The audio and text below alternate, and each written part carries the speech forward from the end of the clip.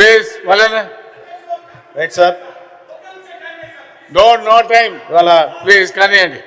తెలంగాణ రాష్ట్ర ప్రభుత్వం ప్రవేశపెట్టినటువంటి బడ్జెట్ 2026-27కు సంబంధించిన అంశంపై మాట్లాడేందుకు అవకాశం కల్పించిన తమరికి ధన్యవాదాలు అధ్యక్ష.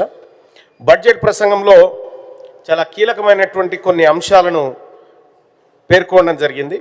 అందులో మరి ముఖ్యంగా ప్రతి పౌరుడికి సామాజిక ఆర్థిక రాజకీయ న్యాయం అందించడమే పరిపాలన లక్ష్యం అంటూ డాక్టర్ బిఆర్ అంబేద్కర్ గారు చెప్పినటువంటి మాటలతో బడ్జెట్ ప్రసంగాన్ని గౌరవ మంత్రివర్యులు ప్రారంభించడం జరిగింది.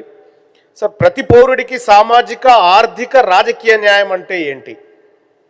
ఇక్కడనే అసలైనటువంటి అంశం ఉంటుంది సార్. ప్రస్తుతం తెలంగాణలో ఇవన్నీ న్యాయాలు ఉన్నాయా లేవా? సామాజిక పరంగా మన దేశంలాగే రాష్ట్రం కూడా కులాల వారీగా విడిపోయింది అధ్యక్ష. బీసీ, ఎస్సీ, ఎస్టీ, మైనారిటీ, ఓసీలని సామాజిక న్యాయం అంటే సమాజంలోని వ్యక్తులందరికీ కులం, మతం, జాతి, లింగం భేదం లేకుండా సమాన హక్కులు, అవకాశాలు మరియు గౌరవం లభించినప్పుడు అంబేద్కర్ గారి మాటకి అసలైన అర్థం దొరుకుతుంది అధ్యక్ష. సమాన అవకాశాలు అంటే ఏంది అధ్యక్ష?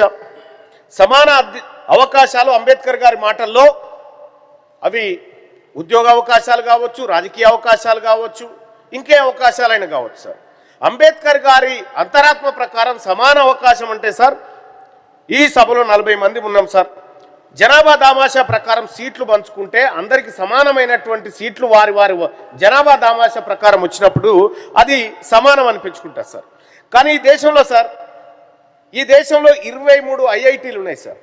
23 ఐఐటీలు ఉంటే సార్ 6043 మంది ప్రొఫెసర్లు ఉన్నారు సార్. దాంట్లో అందులో 6043 మంది ప్రొఫెసర్లు 79% మంది ప్రొఫెసర్లు ఓసీ వర్గాల నుంచి ఉన్నారు సార్. 3137 మంది ఉండాల్సిన బీసీ ప్రొఫెసర్లు 676 మంది మాత్రమే ఉన్నారు సార్. ఇక్కడ సమాన అవకాశాలు అనేటువంటి మాటకు అర్థం లేకుండా పోయింది సార్ ఈ దేశంలో. అలాగే 27% రిజర్వేషన్ బీసీ వర్గాలకు ఉంది సార్. బీపీ మండల్ గారి నివేదిక ప్రకారం కేంద్ర ప్రభుత్వం 27% రిజర్వేషన్ ఇస్తే సార్, ఇప్పటికీ చూసినప్పుడు కొద్దిగా లెక్కలతో కంపేర్ చేసుకున్నప్పుడు బాధ అనిపిస్తుంది సార్. ఆర్థిక సమానత్వం అధ్యక్ష, ఎక్కడో దూరపు లెక్కలు కూడా వద్దు సార్, ఇక్కడ మన లెక్కలే చూసుకుందాం. ఇటీవల ఫోర్బ్స్ నివేదికలు, ఇతర ఫైనాన్షియల్ నివేదికలు పరిశీలించిన తర్వాత చెప్తున్నా అధ్యక్ష, తెలంగాణ రాష్ట్రంలో టాప్ 100 రిచెస్ట్ పీపుల్ ఎవరైతే ఉన్నారో, టాప్ 100 రిచెస్ట్ పీపుల్ జాబితా కూడా ఉంది సార్ నా దగ్గర. తీసుకుంటే సార్ అందులో 99 మంది ఓసీలు ఉంటే ఒకే ఒక్క ఆయన బీసీ వ్యక్తి ఉన్నాడు సార్. ఎస్సీ, ఎస్టీలు అయితే ఆ దరిదాపులలో కూడా లేరు. ఆర్థిక సమానత్వం విషయంలో సంపద కొద్ది మంది చేతిలో పోగుబడ్డదనేది చెప్పుకోవడానికి ఇది పనికొస్తుంది సార్.